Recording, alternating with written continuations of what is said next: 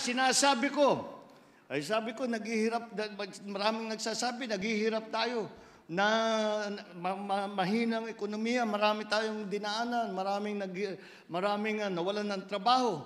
At sinasabi, anong tingin mo? Sabi ko, ang tingin ko, ang pagtingin ko sa parating na ilang taon ay magiging maliwanag at maganda. Bakit naman? Bakit mo sinasabi niyan?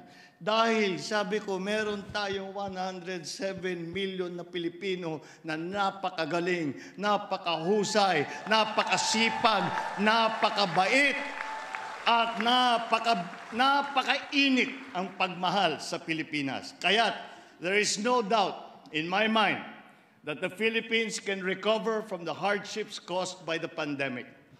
Hand in hand, sama-sama tayong babangon muli. We will rise above the challenges and we will fly to greater heights. Pilipino tayo, and dapat natin ipagmalaki ang ating Pilipino dahil meron naman tayong sinabi, meron tayong kagaya ng sinasabi sa showbiz, meron tayong K.